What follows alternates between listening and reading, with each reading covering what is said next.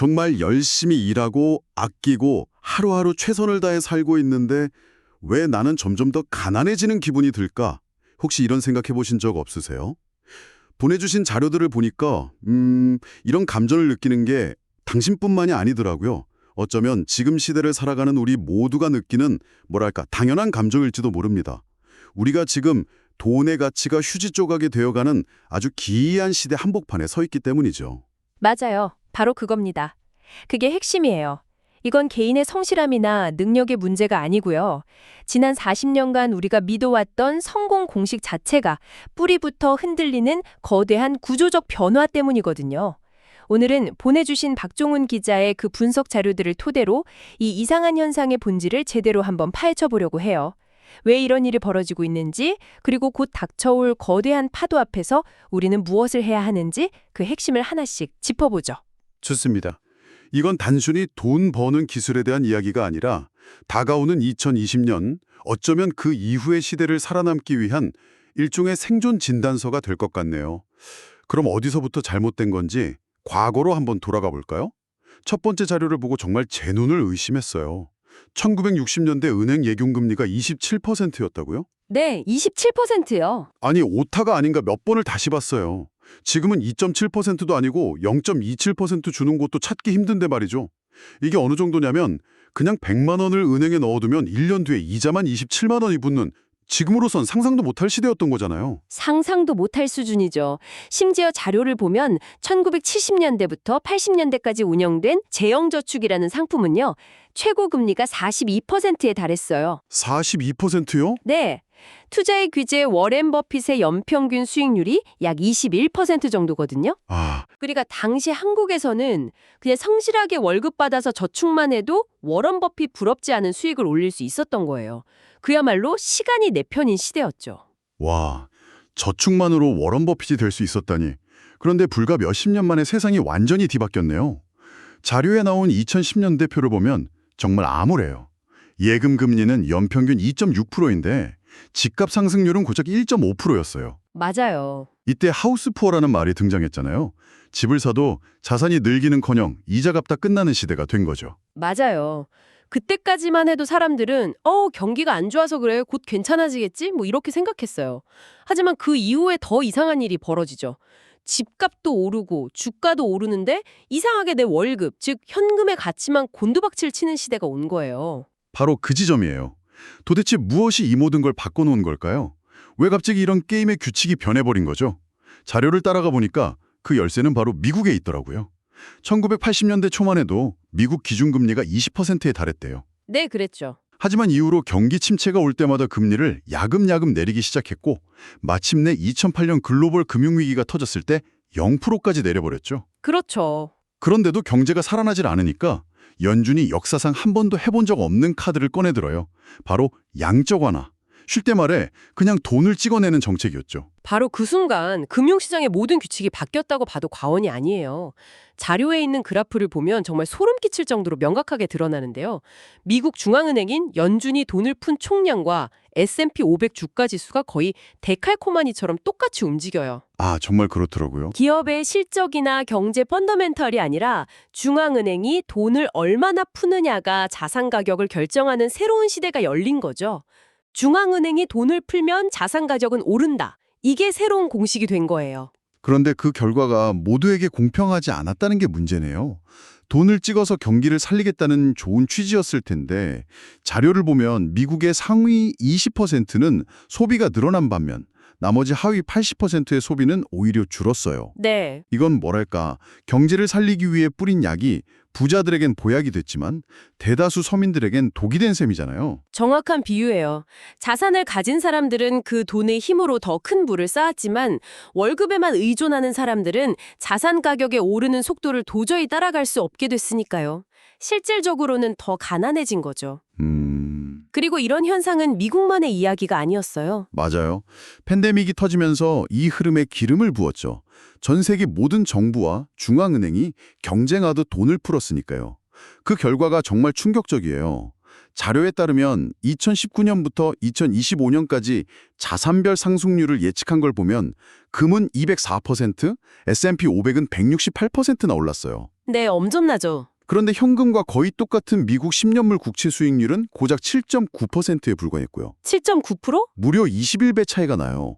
그냥 현금을 들고 있었다는 이유만으로 엄청난 기회비용을 날린 셈이네요. 이 현상이 얼마나 규규한지를 가장 극적으로 보여주는 사례가 바로 튀르키예요. 지난 10년간 전 세계에서 집값이 가장 많이 오른 나라인데 무려 10배가 올랐어요. 1억짜리 집이 10억이 된 거죠. 10배요? 그럼 엄청난 부자가 된 거 아닌가요? 그렇게 생각하기 쉽죠. 하지만 같은 기간 튀르키의 리라와 가치는 15분의 1로 폭락했어요. 15분의 1이요. 네, 이걸 달러로 환산해보면 어떻게 될까요? 오히려 집값이 30%나 하락한 셈이에요. 잠깐만요. 지금 제대로 이해한 건지 모르겠는데 집값이 10배나 올라서 환호성을 지르고 있었는데 사실은 내 사상 가치가 3분의 1 토막이 났다는 거잖아요. 이건 정말 충격적인데요. 눈앞의 숫자만 보고 있다가는 완전히 속아 넘어갈 수밖에 없겠네요. 그렇죠. 그래서 자산 가격이 올랐다고 좋아할 게 아니라 내가 가진 돈의 가치가 그 사이에 얼마나 떨어졌는지를 반드시 함께 봐야 한다는 거예요. 자료에 나온 강남 아파트 사례도 똑같아요. 몇 년간 가격이 35% 올랐다고 하지만 그 기간 동안 원화 가치도 달러 대비 똑같이 35% 하락해서 결국 달러 기준으로는 제자리 걸음이었다는 분석이 나오죠. 그렇군요. 결국 이 모든 문제의 근원은 중앙은행이 돈을 푸는 것에서 시작되는데 그 돈이 어떻게 부자들한테만 흘러들어가서 이런 불평등을 만드는 건지 그 과정이 궁금해져요. 그 메커니즘을 이해하는 게 아주 중요해요. 중앙은행이 돈을 찍으면 그 돈이 우리 주머니로 바로 들어오는 게 아니에요. 아, 그렇죠. 시중은행으로 먼저 가죠. 그럼 은행은 이 돈을 누구에게 빌려줄까요? 담보자산이 많은 부자에게는 아주 낮은 금리로 원하는 만큼 큰 돈을 빌려줘요.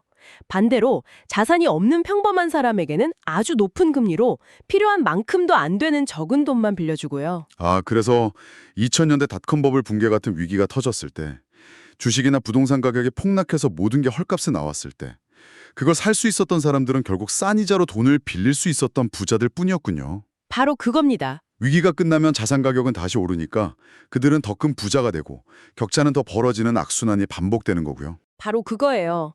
그 결과 자료를 보면 2015년 미국에서 아주 위험한 신호가 나타나요. 상위 1% 부자들이 가진 자산이 하위 90% 전체가 가진 자산을 합친 것보다 많아지는 역전 현상이 벌어진 거죠. 와, 이런 일은 역사적으로 딱 한 번, 1929년 대공황 직전에 있었어요. 정말 섬뜩한 신호죠. 듣고 보니 정말 심각하네요. 그런데 최근 전 세계적으로는 정부 부채가 너무 늘어나서 금리가 오르는 추세잖아요. 프랑스나 영국도 기준금리를 내려도 장기국채 금리는 오히려 오른다고 하고요. 그런데 자료를 보면 유독 한국만 장기금리가 안정적으로 유지되는 특이한 모습을 보여요. 이건 왜 그런 건가요? 우리는 이 흐름에서 예외인 걸까요? 아주 좋은 질문이에요. 바로 그 지점이 한국만의 독특한 상황과 앞으로 닥쳐올 미래를 예측하는 열쇠거든요. 결론부터 말하면 베이비붐 세대의 은퇴 시점 차이 때문이에요. 베이비붐 세대요? 네, 미국이나 유럽의 베이비붐 세대, 그러니까 1946년에서 64년생들은 이제 대부분 은퇴해서 그동안 모아둔 은행 예금을 찾아서 쓰고 있어요. 시장에서 돈이 빠져나가니까, 즉 자금 공급이 줄어드니까 금리가 오르는 거죠. 아, 돈도 수요 공급의 원칙을 따르는 거니까요. 그럼 한국은 다르다는 건가요? 네, 한국은 전쟁 때문에 베이비붐 세대, 1954년에서 74년생들의 연령대가 훨씬 젊어요. 이분들은 여전히 50대로 경제활동의 주축이고 은퇴를 대비해 열심히 돈을 벌고 저축하고 있죠. 아하. 이분들이 한국 금융시장에 자금을 계속 공급해주는 든든한 버팀목 역할을 하고 있기 때문에 다른 나라와 달리 금리가 낮게 유지될 수 있는 거예요. 그렇군요. 그러니까 지금 한국의 낮은 금리는 우리 경제가 튼튼해서가 아니라 오로지 베이비붐 세대의 저축 덕분에 유지되는 일종의 착시 현상이라는 거네요. 그럼 이분들이 본격적으로 은퇴하기 시작하면 그 방어막이 사라지는 건가요? 정확해요. 그리고 그 시점이 우리가 생각하는 것보다 훨씬 가까이 와 있어요. 자료에서는 그 시간을 앞으로 3년에서 7년 사이로 보고 있어요. 3년에서 7년이요? 네.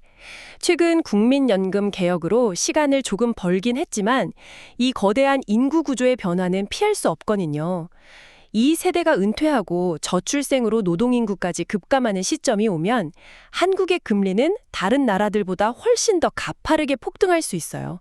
바로 이 시점이 우리가 대비해야 할 진짜 빅 웨이브인 셈이죠. 3년에서 7년이라니 정말 얼마 남지 않았네요. 그렇다면 이 거대한 파도 앞에서 우리는 뭘 해야 할까요? 자료를 제공한 저자는 2019년에 전 재산의 50%를 달러로, 10%를 금으로 바꾸라는 아주 구체적인 조언을 했더라고요. 당시에는 비난도 엄청났다고 하던데요. 네, 지금이야 결과론적으로 맞았다고 하지만 당시로서는 매우 파격적인 주장이었죠.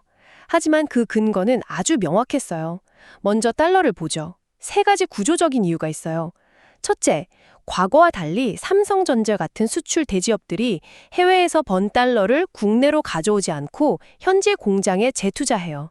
국내로 들어오는 달러 공급이 줄어든 거죠. 공급이 줄면 가치는 오르겠군요. 그렇죠. 둘째, 국민연금은 해외 투자를 계속 늘려야 해요. 앞으로도 계속해서 달러 자산을 사들여야 한다는 뜻이에요. 아, 수요는 계속 늘어나고요. 네. 셋째, 미국 금리가 한국보다 높아요. 굳이 원화로 바꿀 이유가 없어진 거예요. 공급은 줄고 수요는 늘어나니 원화 가치는 구조적으로 하락할 수밖에 없는 환경이라는 결론이 나온 거죠. 알겠습니다. 달러의 필요성은 구조적인 수요와 공급 문제 때문이라는 게 명확하네요. 그런데 2019년에 금 투자를 권하는 건 훨씬 더 용기가 필요했을 것 같아요. 그때만 해도 금은 이자도 안 나오는 낡은 자산이라는 인식이 강했잖아요. 어떤 다른 점을 본 걸까요? 그게 바로 통념의 함정이었어요. 당시 사람들은 금 생산량이 계속 늘어날 거라고 믿었죠. 하지만 자료에 따르면 2010년 이후 막대한 돈을 쏟아부었음에도 새로운 대규모 금광이 거의 발견되지 않았어요. 아, 정말요? 네, 생산량이 정체되거나 오히려 줄기 시작한 거죠. 즉, 금은 더 이상 생산량을 크게 늘릴 수 없는 공급이 제한된 자산이 되어버린 거예요. 마치 비트코인처럼 발행량이 정해진 자산처럼 성격이 바뀌었다는 거군요. 바로 그거예요. 금의 가격이 이제는 시중에 풀린 돈의 양, 즉 통화량 M2에 따라 움직이게 된 거죠. 돈이 많이 풀릴수록 희소성이 있는 금의 가치가 올라가는 구조가 만들어진 거예요. 와, 듣고 보니 모든 조각이 맞춰지는 느낌이네요. 결국 핵심은 한국은행이 미국보다 훨씬 빠른 속도로 돈을 찍어내고 있다는 사실인 것 같아요. 자료의 마지막 데이터가 정말 결정적이었어요. 지난 3년 반 동안 한국의 통화량 M2는 21.8% 늘어날 때 미국은 고작 2.3% 증가에 그쳤다고요. 네, 무려 9배 차이잖아요. 네, 그 숫자가 모든 것을 말해주고 있죠. 그럼 이제 확실히 알겠네요. 내 월급은 그대로인데 강남 집값이 오르는 이유는 그 집의 가치가 올랐다기보다 내가 가진 원화의 가치가 그만큼 휴지 조각이 되었기 때문이라는 것. 이건 세상을 보는 관점 자체를 완전히 바꿔야 하는 문제네요. 오늘 우리는 왜 성실하게 일해도 부자가 되기 힘들어졌는지 그 거대한 구조적 원인을 깊이 들여다봤어요. 과거의 저축 공식은 끝났고 중앙은행이 푸는 돈이 자산시장과 불평등을 좌우하는 새로운 시대가 열렸다는 걸 확인했죠. 맞아요. 그리고 한국은 베이비붐 세대 덕분에 잠시 시간을 벌었지만 길어야 7년 안에 이 모든 것이 바뀔 수 있다는 것도요. 이제 투자는 부자가 되기 위한 선택이 아니라 내 자산을 지키기 위한 생존의 문제가 됐어요. 그리고 중요한 건 금, 국채, 주식, 각 자산들이 경제 상황에 따라 전혀 다르게 움직인다는 점이에요. 아, 스태그플레이션에서는 금이 유리하지만 극심한 경기 침체에서는 오히려 국채가 안전자산이 되는 것처럼요. 자산의 종의 다양성을 확보하는 게 그 어느 때보다 중요해진 거죠. 오늘 이 시간은 거대한 변화의 방향을 알려주는 일기예보와 같았던 것 같아요. 이 변화의 파도가 정확히 3년 뒤에 올지 7년 뒤에 올지 맞추는 건 불가능하겠죠. 하지만 먹구름이 몰려오고 파도가 높아지고 있다는 사실 자체는 분명해 보여요. 그렇다면 당신이 이 거대한 파도 앞에서 소중한 자산을 지키고 어쩌면 역전의 기회를 만들기 위해 바로 이번 주에 시작할 수 있는 첫 번째 작은 행동은 무엇일까요? 그 답을 고민해보는 것에서부터 진짜 대비는 시작될 겁니다.